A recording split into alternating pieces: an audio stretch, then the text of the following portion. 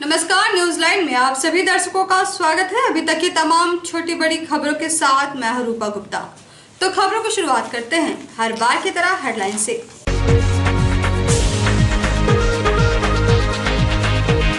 महिला थाना द्वारा बिरनी की बेटी को मिला इंसाफ। दहेज मुक्त झारखंड सेवा संघ ने की अगुवाई। उपायुक्त द्वारा जिला योजना अनावृत निधि एवं विशेष केंद्रीय सहायता मद अंतर्गत निर्माणाधीन योजनाओं की प्रगति की गई समीक्षा। संबंधित पदाधिकारियों को दिए गए कई आवश्यक दिशा निर्देश।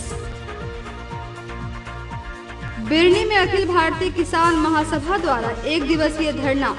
मोदी सरकार द्वारा किसान विरोधी कानून के प्रति की गई नारेबाजी। और मौसम ने बदली करवट, सुबह से हो रही हल्की बूंदाबांदी से बढ़ी ठंड। और अब खबरें विस्तार से। दहेज मुक्त झारखंड सेवा संघ और महिला थाना के प्रयास से बिरनी की एक बेटी को इंसाफ मिला है। क्या है पूरा माजरा, आइए विस्तार से जानते हैं। बिरनी थाना के ग्राम गांदो की मोनिका देवी की शादी 3 वर्ष पहले 9 मई 2017 को प्रदीप कुमार के साथ हुआ था। कुछ दिनों तक सब कुछ ठीक ठाक रहा, परंतु बाद में उसके घर वालों और पति के द्वारा दहेज को लेकर प्रताड़ित किया जाने लगा।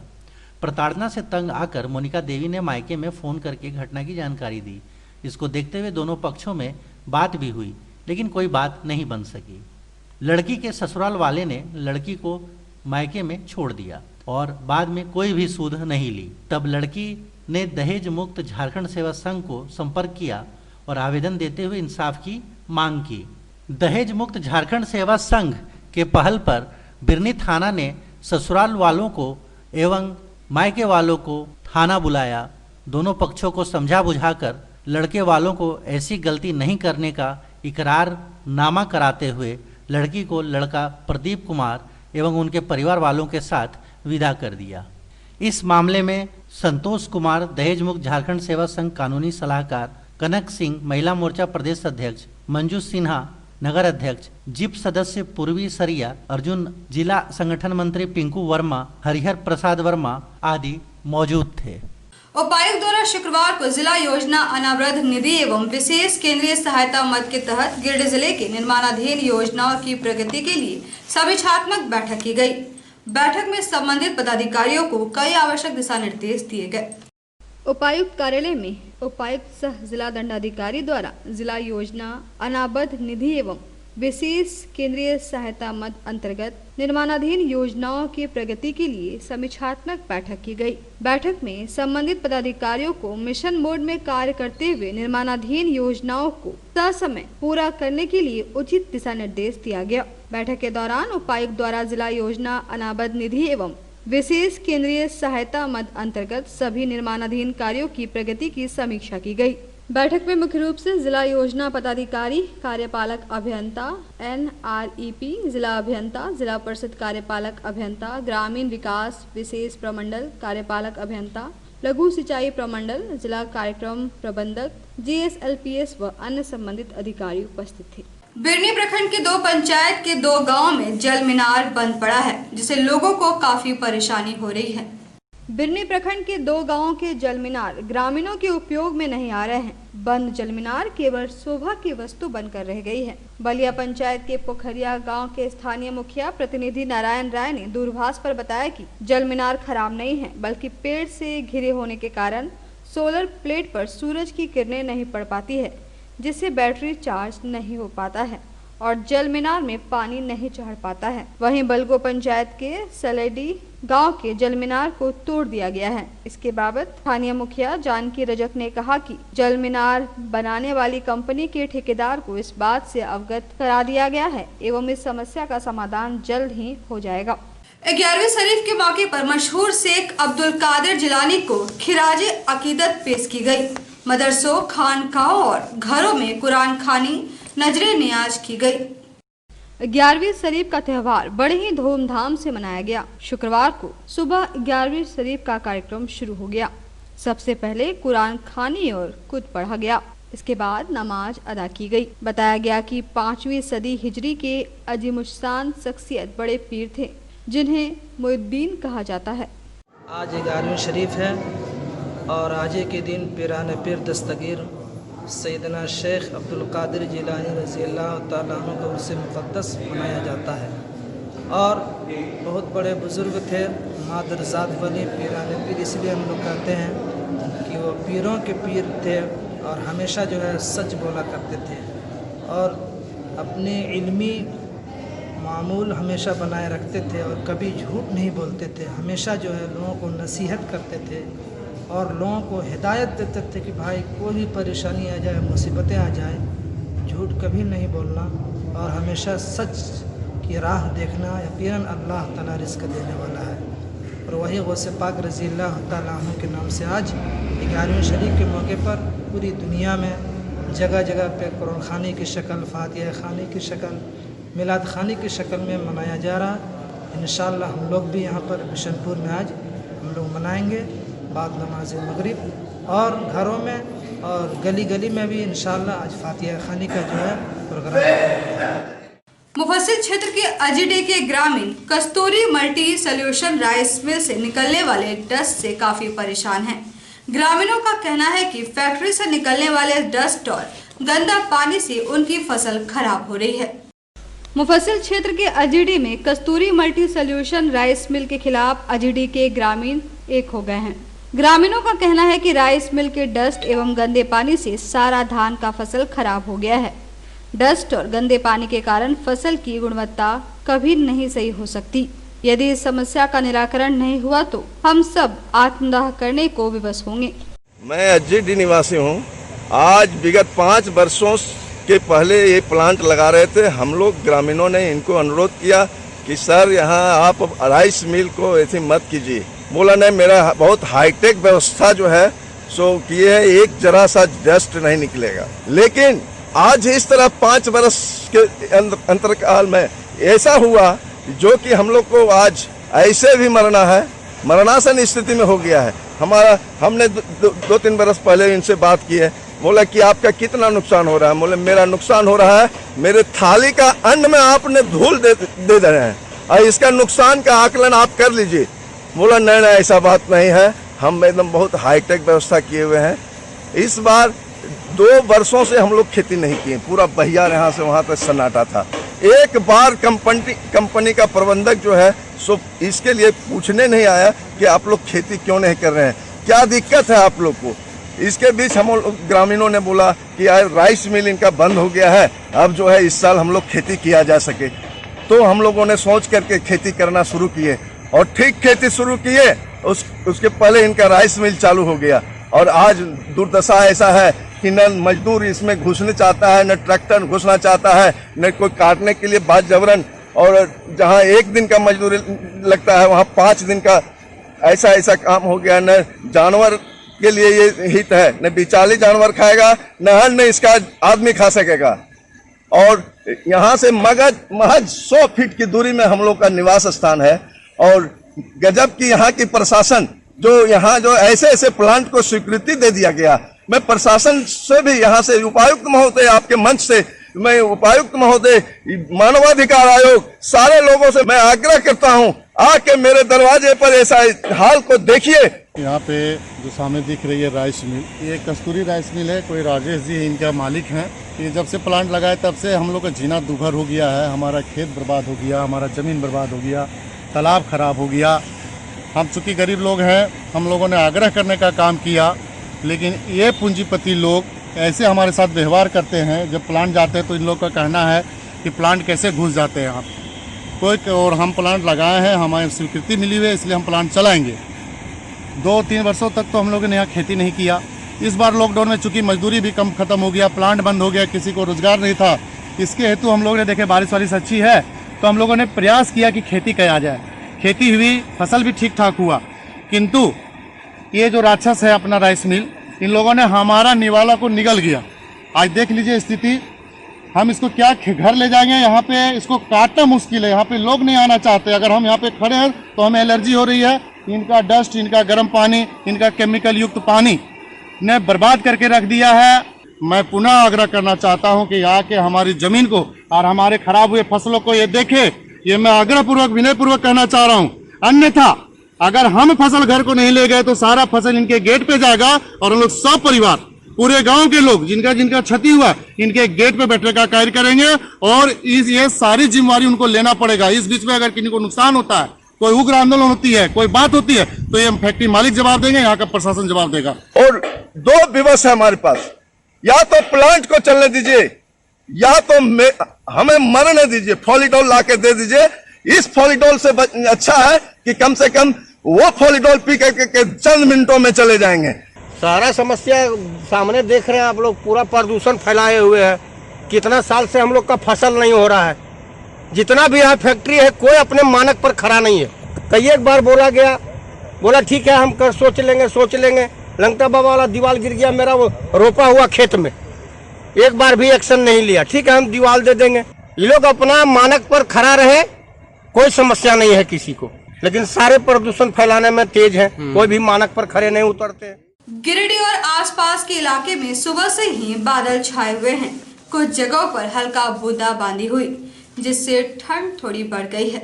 सुबह से ही गिरिडीह और आसपास के इलाकों में बादल छाए हुए हैं। कुछ जगह में हल्की बूंदाबांदी भी हुई है, जिससे ठंड बढ़ गई है।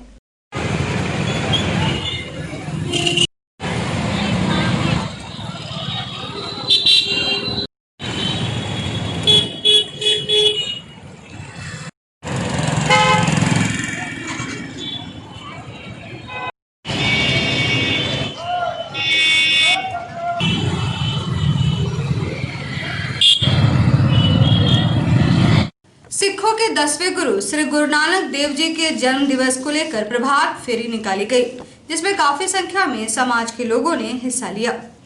सिखों के 10वें गुरु श्री गुरु नानक देव जी के 591वें जन्म दिवस के मौके पर प्रकाश पर्व को लेकर गिरिडीह में सिख समाज द्वारा 24 नवंबर से लगातार प्रभात फेरी निकाली जा रही है। इसी क्रम में शुक्रवार को भी पंजाबी मोहल्ला गुरुद्वारे से प्रभात फेरी निकाली गई, जो पूरे रास्ते भजन कीर्तन करते हुए गुरु का नाम जपते हुए सलूजा हाउस तक गई, जहां तमाम सिख संगत समुदाय के लोगों ने परंपरागत तरीके से उनका स्वागत किया। प्रभात फेरी 30 नवंबर तक निकाली जाएगी। इस प्रकार 30 नवंबर तक यह चलेगा।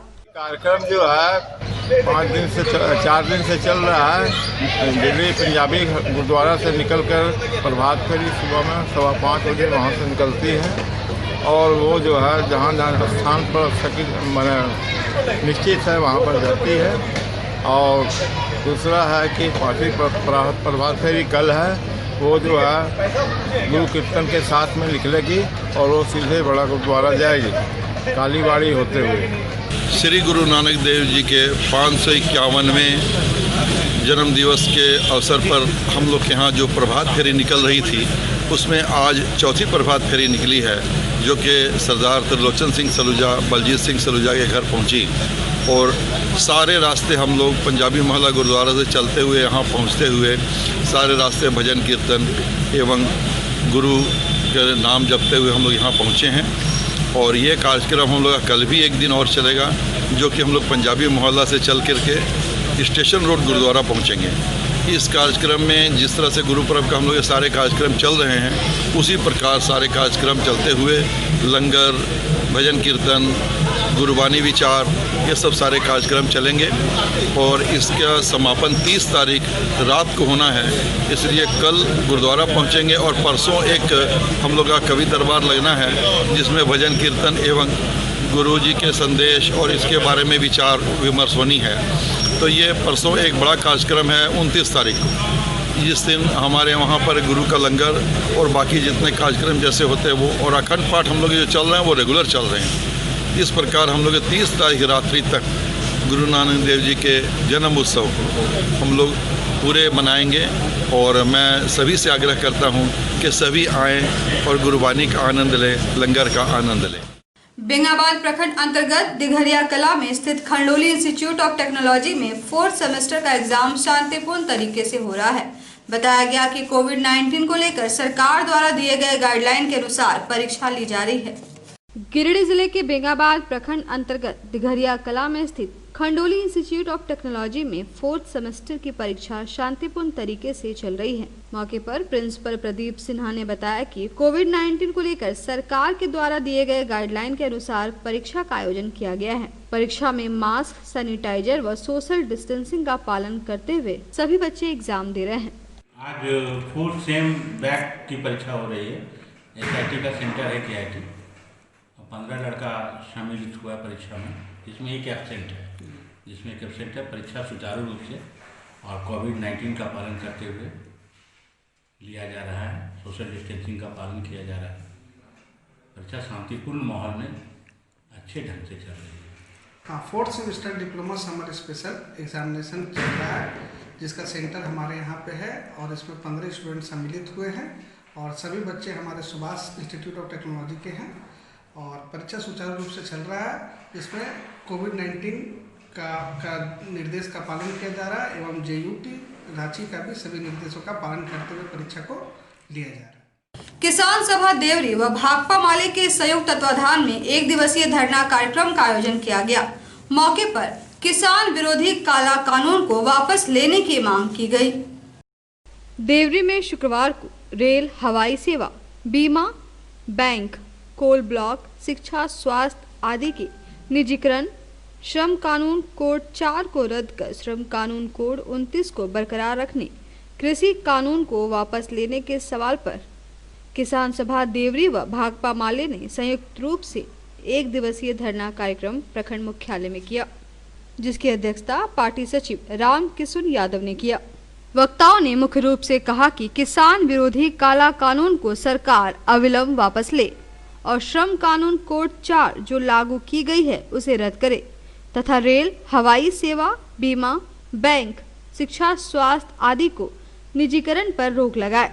इस मौके पर मुख्य रूप से भाकपा माले नेता अशोक पासवान, उस्मान अंसारी, विजय पांडे, मीना दास, अजय चौधरी, संजय सिंह, सुनील दास, संगीता देवी, माया देवी समेत कई कार्यकर्ता शामिल थे।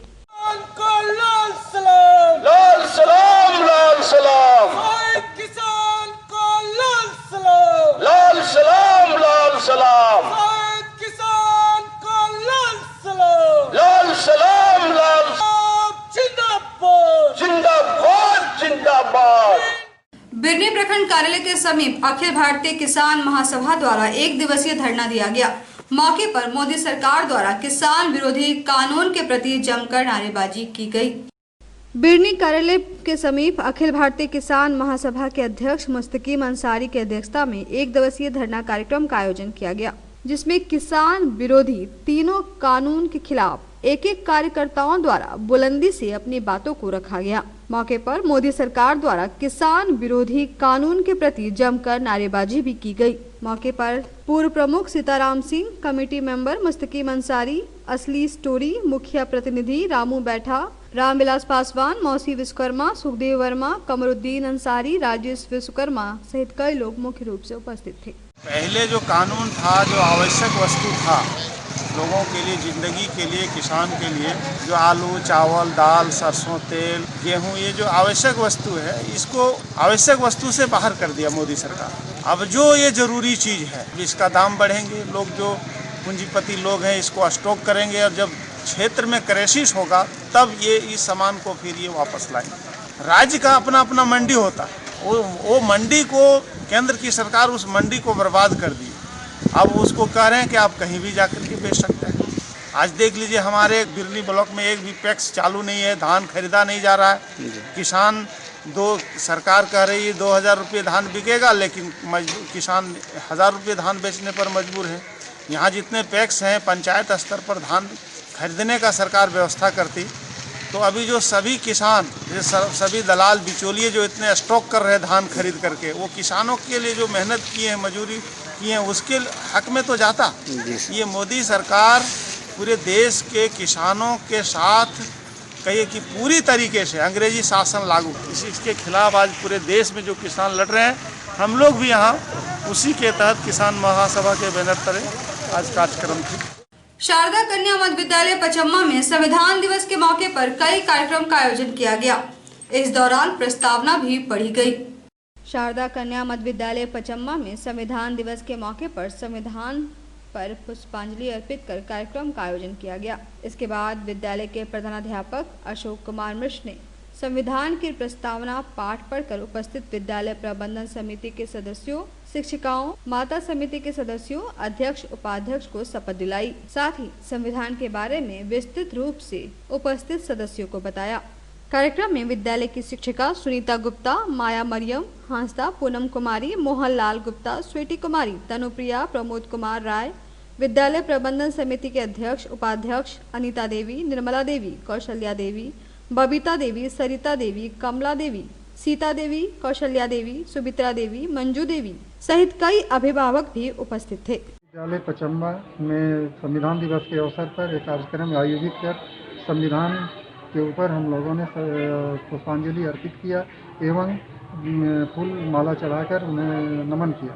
आज इस कार्यक्रम में विद्यालय के सभी शिक्षक शिक्षिकाएं, विद्यालय प्रबंधन समिति, माता समिति एवं विद्यालय में पढ़ने वाले छात्र छात्राओं के माता पिता, अभिभावक इस कार्यक्रम में भाग लिए तथा संविधान के मूल पाठ को, प्रस्तावना को पढ़े एवं हम लोगों ने आज इस अवसर पर संकल्प लिया कि देश की एकता और अखंडता के लिए काम करना है एवं अपने बच्चों को गुणात्मक शिक्षा के प्रति ध्यान केंद्रित कर अपने बच्चों को गुणात्मक शिक्षा देना है। घर घर जाकर बच्चों को प्रोत्साहित करना है ताकि कोविड-19 के पालन करते हुए बच्चों को जितनी अधिक से अधिक गुणात्मक शिक्षा दी जाए, हम लोग प्रयासरत हैं। घर घर जाकर बच्चों को प्रोत्साहित कर रहे हैं तथा सरकार के द्वारा दी जा रही सारी सुविधाओं को बच्चे तक हम लोग पहुँचा रहे हैं। तो आज के इस अंक में बस इतना ही। हम फिर मिलेंगे अगले अंक में कुछ और खबरों को लेकर। तब तक ले दीजिए हमारी पूरी टीम को इजाजत। नमस्कार।